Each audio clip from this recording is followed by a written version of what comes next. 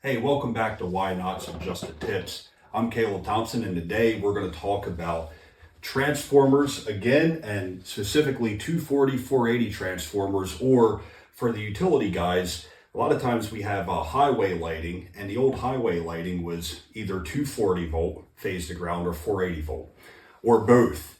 And as time has gone on, we've noticed that we're not really getting 240, 480 transformers anymore. A lot of them are just 120, 240. And, we're certainly not getting two bushing top 12,000 transformers. So we're going to talk a little bit today about a workaround or a trick that you can do to achieve both of those voltages without putting a 480, 277, 480 pop bank up. Because the truth is, if we have 240 volt, and we need that phase to ground, a 277 480 pop bank's not really going to help much. So what I've drawn here is a vector, and this vector is just a typical vector of your primary, whether that's 7200 volts, 6840, 14.4. It doesn't matter. We're not concerned about the primary voltage, but you have your H1 and H2. Your H2 is grounded, and you can see that ground signification there. And then my A phase vector, X1, X2, X3. And typically we would have our ground right here. And we would have 120 volt, 120 volt, 240 volt. This is your 0 degrees, and that's 180 degrees from your starting point. Now, if we want to do just a typical single phase 240 volt phase to ground, that's pretty easy. All we need to do is remove that ground strap and ground it over here on the X3. So if we're looking at this transformer right here, we would remove the ground strap, we would hook this up to A phase, and we would move it over here. Right now, with that there, we have 240 volt phase to ground. And I've done that many times. That's pretty easy to do. It's easy to achieve. But what about 480 volt? Right? 480 volt's a little bit different. You're going to need two transformers for that. And instead of moving this ground strap here, we're also going to take this transformer, attach it to A phase.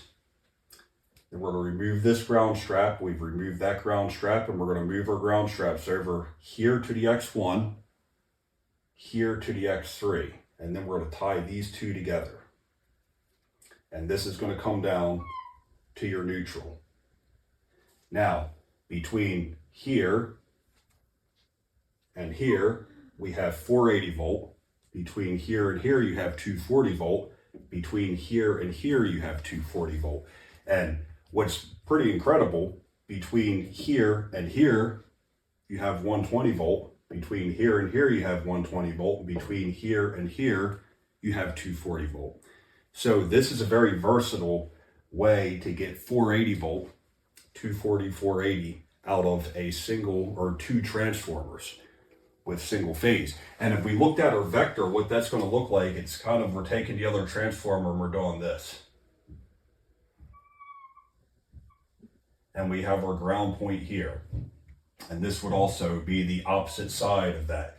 This is 180 degrees from this point, and we have our ground on the X3, as you can see, and this would be X1, X2, X3.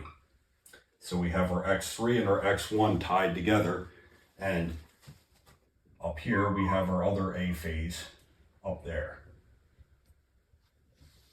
Now, the tip with this, if you're going to do something like this with A phase, and let's just say it's not single phase primary feeding out there, it's three phase, we want to put some kind of label either at the bottom of the pole or written in Sharpie on these transformers somewhere what we've done.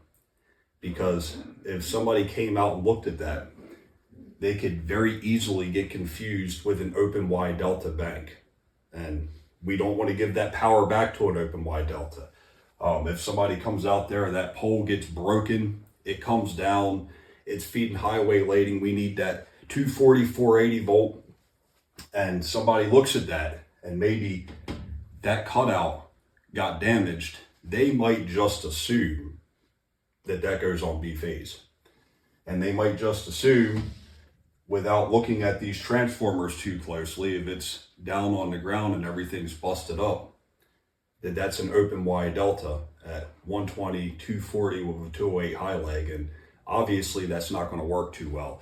So again, the tip is to put some kind of sign, some kind of signification what you're doing out there. Here's another good question that I've got asked while teaching this class, and I've proven this in the field, either with a Timpson training unit or with a transbanker, which you can do the same.